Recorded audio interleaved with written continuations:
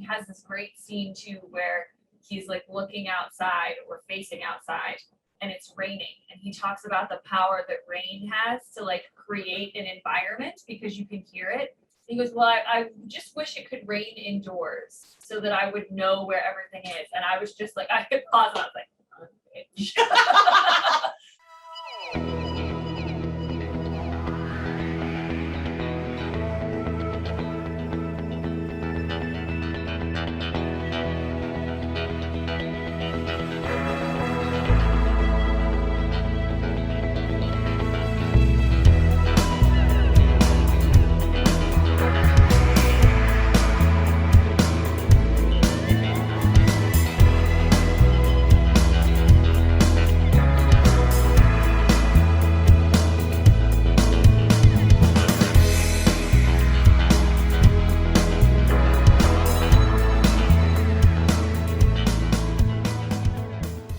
Hey everybody, I'm Dr. Kristen. and I'm Dr. Erin.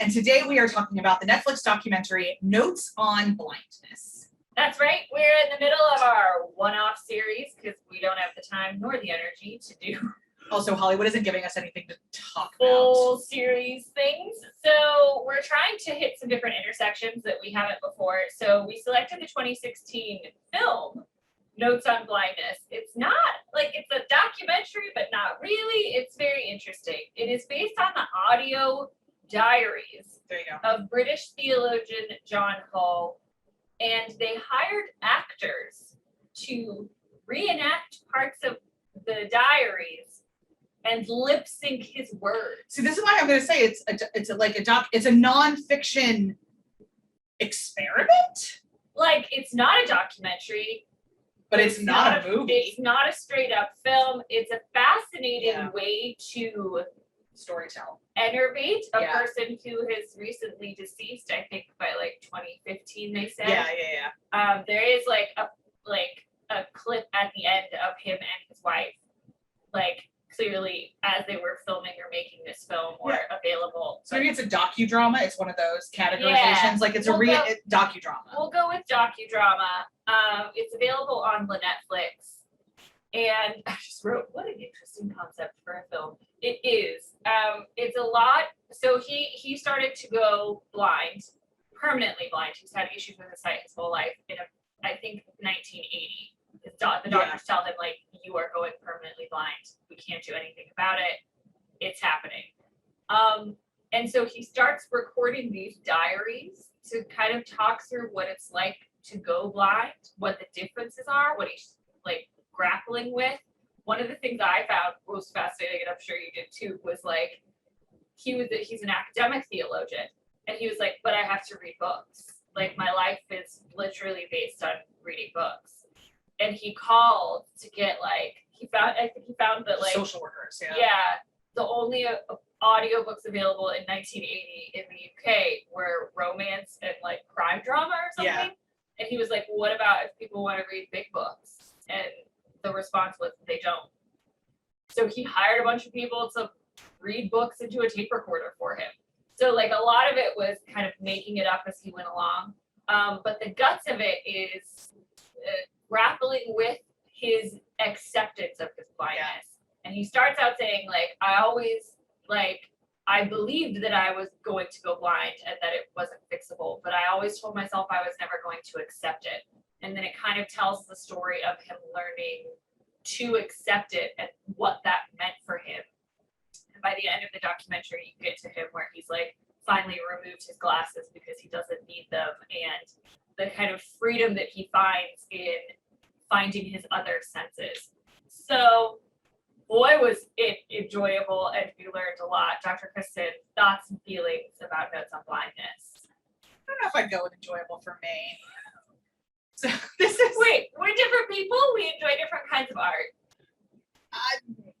It was slow for me. Like it was really slow. This is a great example of something that I would personally get a lot more out of a long form article about. And then a couple clips of hearing his voice, because the hearing his voice is so powerful. Yeah. But I don't love, and longtime viewers will know that I don't love long meditative things. It's not much I am.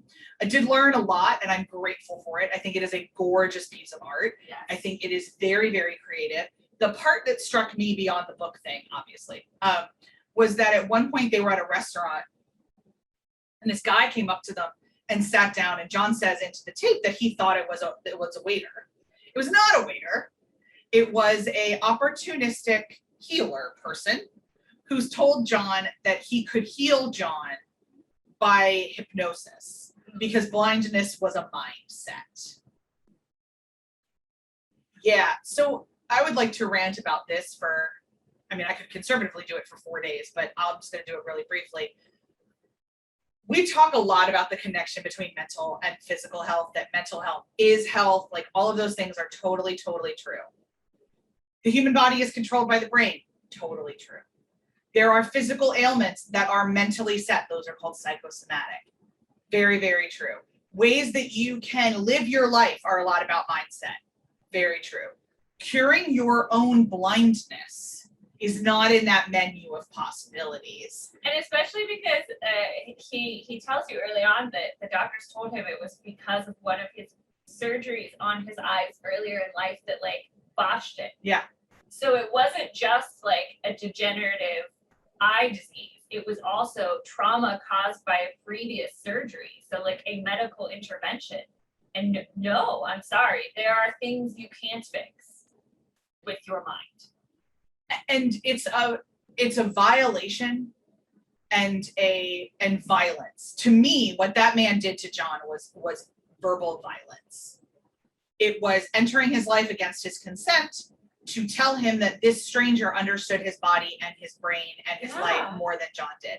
And I've heard this from other people, people who have been approached by healers who are in wheelchairs that are like, if you just have faith, you can walk.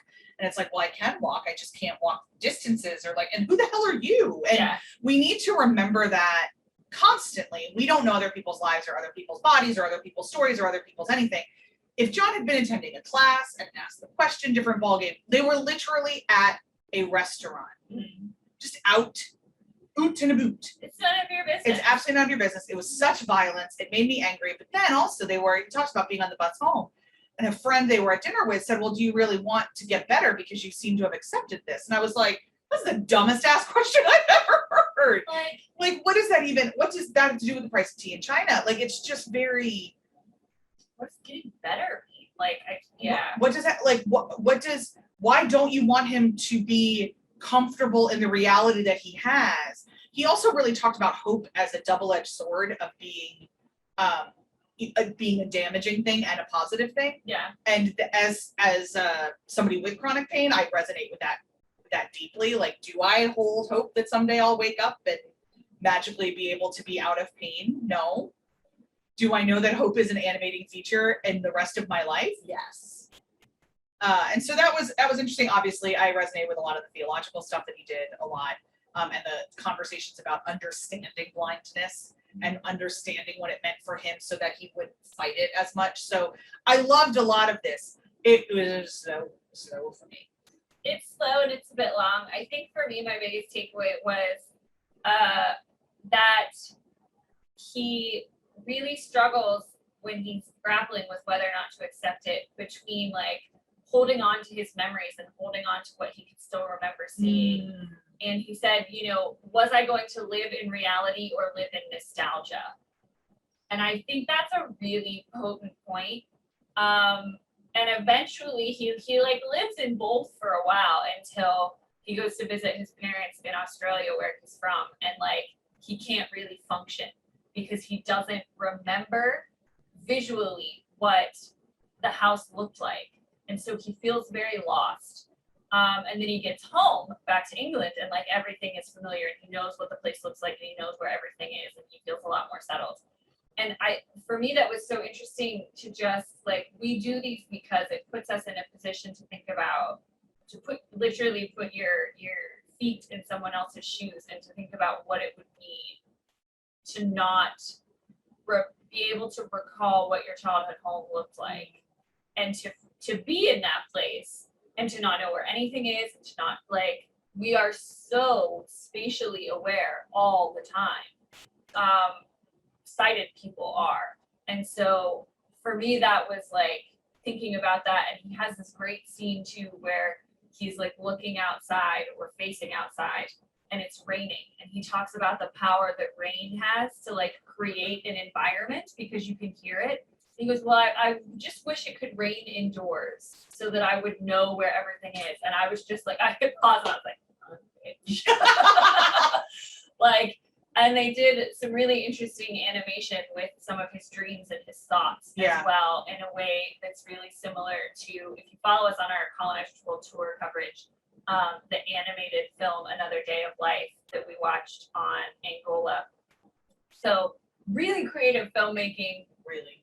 If you like and you can do a slow sit. If not, we've told you the guts of it, and like go find that Atlantic article about it, or there's a long form article about this man because he was kind of revolutionary in what he did for blind folks at the time, and apparently the fact that he did all of these diary recordings, which I just think is really cool. Yeah, and up to this point, I'll be honest, like outside of some friends I have in the blind community who I do not spend a ton of time with, the only other like video kind of representation outside of the only other representation is Sonora Webster from Wild Hearts Can't Be Broken. I know. Which is an adaptation of a true story that Disney did in the 80s and 90s. And if you find elder millennials like us, most of us will know what Wild Hearts Can't Be Broken is. It was a story of a horse diver, because back in the 20s, we thought it was totally cool to have a human ride a horse off a giant ramp and dive into a pool. We thought that was totally normal.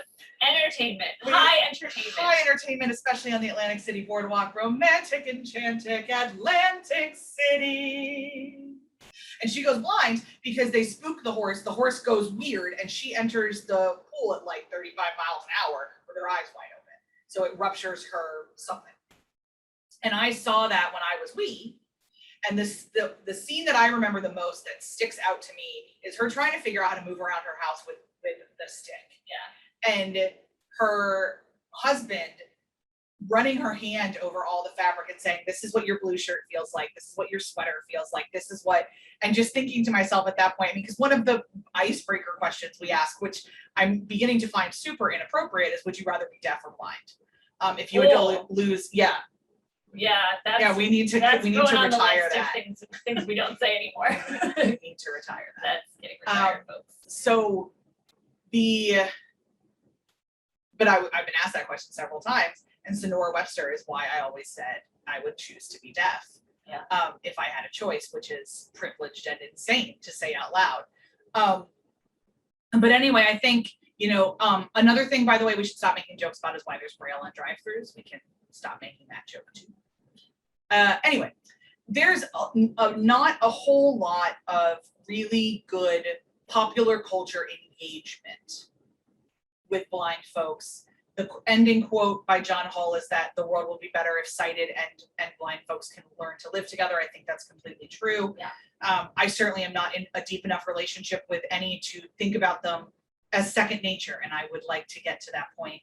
I'm much like when I walk into restaurants, it doesn't occur to me like what happens if somebody moves their chair out and they can't think about those things. And obviously we can do that more intentionally now. And I think John Hull and Sonora Webster have definitely given me that gift. Yeah, I think that covers our thoughts on Notes on Blindness. So we'll see you guys whenever we see you again. Bye. Bye.